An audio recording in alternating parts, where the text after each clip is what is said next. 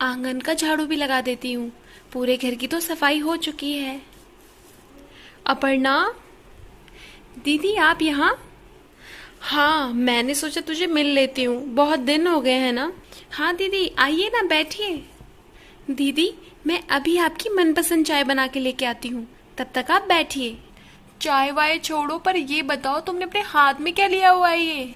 ओह दीदी, ये तो झाड़ू है। मैं सफाई कर रही थी। आजकल काफी धूल मिट्टी घर में आ रही है। क्या? इसका मतलब ये है कि तुम्हारे घर में एक भी नौकर नहीं है? दीदी, नौकर की तो कोई भी जरूरत नहीं है। मैं पूरा दिन खाली रहती हूँ और मैंने भी सरकारी नौकरी के लिए फॉर्म भरा हुआ है। बस थोड़ा पढ़ाई कर लेती हूँ, इसके अलावा मेरे पास काम ही क्या है। मैं तभी कहती थी कि एक कंजूस आदमी से शादी करने से तुम्हारा कुछ नहीं होगा, पर तुमने मेरी नहीं मानी और आज देख लो मुझे, मेरे पास किसी चीज की कमी नहीं है। ओहो दीदी, ऐसा मत कहिए, मैं बहुत खुश हूँ। अच्छा, मैं आपके लिए चाय लेके आ रही थी, आपकी फेवरेट अदरक वाली। अभी लेके आती हूँ। रुको एक मिनट। क्या हुआ दीदी? मैं चाय वाय नहीं पीती हूँ अब मैं सिर्फ जूस पीती हूँ। जूस? दीदी, घर में फ्रूट्स तो है नहीं। कोई बात नहीं, मुझे पता था। वैसे भी तुम डेली फ्रूट्स तो अफोर्ड कर नहीं सकते हो। कोई बात नहीं, तुम अदरक वाली चाय ही लेके आ जाओ। ठीक है दीदी, मैं अभी लेके आती हूँ। दीदी, आपकी चाय बन गई है, ये लीजिए। और बताओ पर्णा, कैसी हो तुम? मैं बिल्कुल ठीक हूँ दीदी। तुम ऐसे घर में पड़े पड़े बोर नहीं हो जाती हो?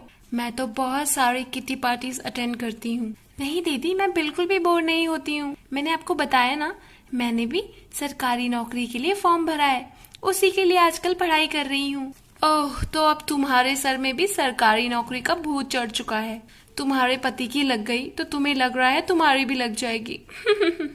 दीदी, अगर हम मेहनत करेंगे तो जरूर हमें सफलता मिलेगी, और मुझे लगता है एक दिन मेरी भी सरकारी नौकरी लगेगी। दीदी, वो मेरा बहुत ज्यादा ध्यान रखते हैं, उन्होंने ही मुझे आगे पढ़ने के लिए कहा, वरना तो मैं भूल चुकी थी कि मुझे भी आगे पढ़ना चाहिए और कुछ करना चाहिए। ओह प्लीज, ये सरकारी नौकरी वरकारी नौकरी से कुछ भी नहीं होता है। अगर आज की डेट में तुम्हारा कोई बिजनेस नहीं है तो तुम कुछ भी नहीं कर सकते हो। ये मंथली सैलरी, ये सब मुझे समझ में नहीं आता है। मैं कभी शॉपिंग भी जाती हूँ तो मैं ये सोचती नहीं हूँ कि मेरी मंथली सैलरी में अफेक्ट होगा। मेरे को जो चाहिए मैं मॉल से खरीद लेती हूँ। पहले की तरह ये संडे मार्केट, इन सब मार्केट्स में तो कभी भी नहीं जाती हूँ। हम लोगों को अगर सब्जी मंडी भी जाना होता है तो हम कार से जाते हैं। अच्छा दीदी, हमारे यहाँ तो गली के अंदर ही आ जाता है, हम यहीं से ले लेते हैं। So cheap. नहीं दीदी, बहुत ताजी और अच्छी सब्जियां होती हैं वो भी। अच्छा ये छोड़ो, मुझे ये बताओ कि तुम्हारी 1 मंथ एनिवर्सरी में तुम्हें शरद ने क्या गिफ्ट दिया? 1 मंथ एनिवर्सरी? दीदी, एनिवर्सरी तो 1 साल में मनाई जाती है ना। ओ मेरी प्यारी छोटी बहन, तुम्हें इतना भी नहीं पता कि लोग 1 मंथ एनिवर्सरी भी सेलिब्रेट करते हैं। तुम्हें पता है, हम ताज होटल गए थे, हमने बहुत बड़ा ग्रैंड सेलिब्रेशन किया वहां पर।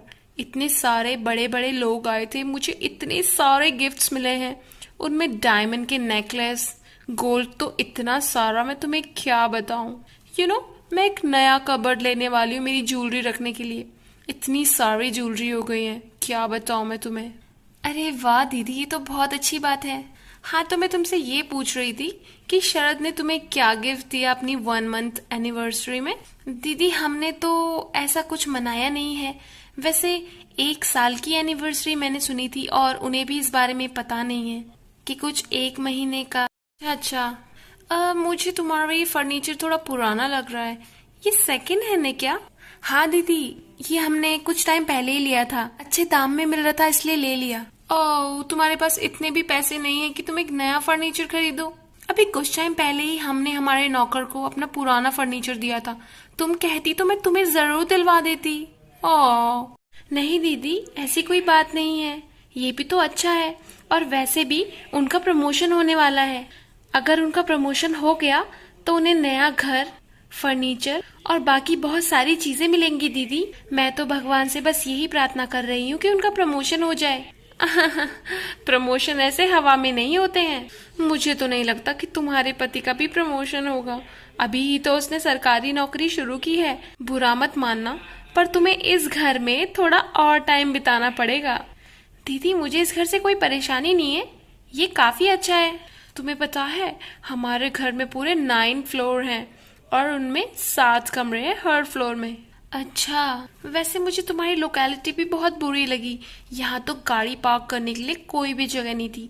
मुझे इतना दूर कार पार्क करके आना पड़ा और ड्राइवर को बोल के आई हूँ कि जब कॉल करूँगी तब आ जाना। हाँ दीदी, इस मोहल्ले में ज्यादातर लोगों के पास बाइक ही है। हाँ, छोटी लोकेलिटी में यही होता है। हमारे यहाँ तो हर किसी के पास कार्स ही हैं। मुझे तो अभी शॉपिंग भी जाना है तुम्हारे जीजू के साथ। हम हर दिन जाते हैं, टाइम पास हो जाता है। उसके बाद 5 स्टार पे डिनर, उसके बाद घर। इतनी रिलैक्स नींद आती है। अच्छा, वैसे मैंने तुम्हारे जीजू को भी यहीं बुला लिया है, वो भी आते ही होंगे थोड़ी देर मुझे पिक करने के लिए। अच्छा दीदी, बातें तो होती रहेंगी। आप ये बताइए, आप कुछ खाएंगी? अब भूख तो मुझे लगी हुई है, पर तुम क्या बनाओगी? दाल चावल सब्जी रोटी, वो सब तो मैं अब खाती नहीं हूँ, अब मुझे सिर्फ 5 स्टार का खाना ही अच्छा लगता है, जो तुम्हारे घर में होगा नहीं। Don't mind. हाँ हाँ दीदी, खाने के लिए तो चावल ही है अभी। कोई बात नहीं, कोई बात नहीं। अपर्णा, मेरा प्रमोशन हो गया है, मैं बहुत ज्यादा खुश हूँ। अरे दीदी नमस्ते, आप कब आई? मैं बस थोड़ी देर पहले ही आई हूँ। कॉन्ग्रेचुलेशंस। थैंक यू दीदी। अरे वाह, आपका प्रमोशन हो गया? मैंने कहा था ना अपर्णा, तुम मेरे लिए बहुत लकी हो, और आज मेरा प्रमोशन भी हो गया है। मैं बहुत ज्यादा खुश हूँ। मैं भी आपके लिए बहुत ज्यादा खुश हूँ। मुझे तो विश्वास ही नहीं हो रहा है। आपने इतने टाइम से इतनी मेहनत की, आपकी मेहनत तो रंग लानी ही थी। ओह गॉड, ये दोनों तो यहीं शुरू हो गए। चलिए बाकी दीदी के पास बैठिए। ओह बेचारे शरद, तुम एक घर के लिए तुम्हें कितनी मेहनत करनी पड़ी। घर की बात नहीं है दीदी, इस प्रमोशन के लिए तो मैं बहुत टाइम से मेहनत कर रहा था। ओह, अरे अपर्णा, तुम क्यों खड़ी हो गई? तुम भी बैठो। ओह, मैं तो भूल ही गई थी, यहाँ पे बैठने के लिए जगह ही नहीं है, तो तुम कैसे बैठोगी? ओह, बहुत सारे हैसल्स होते हैं छोटे घर के। नहीं दीदी, ऐसी कोई बात नहीं है। मैं बैठे बैठे इतना थक गई थी कि मैंने सोचा कि अब बस रहने दो अपर्णा। कितना अच्छी बनोगी, अपने इस छोटे घर को एक्सेप्ट ही नहीं कर पा रही हो। जगह ही नहीं है तो कहाँ बैठोगी? दीदी ऐसा मत कहिए। वैसे आज मेरे हस्बैंड को भी बहुत बड़ा प्रॉफिट होने वाला है। हमने अपना बिजनेस एक्सपेंड किया है और हमारी पूरी लाइफ की इन्वेस्टमेंट उसमें हमने इन्वेस्ट कर दी है। हमें डबल मुनाफा होने वाला है और हम भी एक और ज्यादा बड़े घर में शिफ्ट होने वाले हैं। बस ये डील फाइनल होने वाली है आज। अच्छा ऐश्वर्या, ऐश्वर्या, ऐश्वर्या, हम लुट गए, हम बर्बाद हो गए हैं। अरे ऐसा क्या हो गया है? आप ऐसा क्यों कह रहे हो?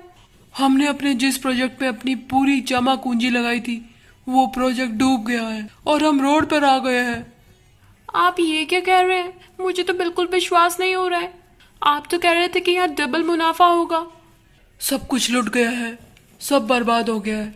अब हम रोड पर आ चुके हैं।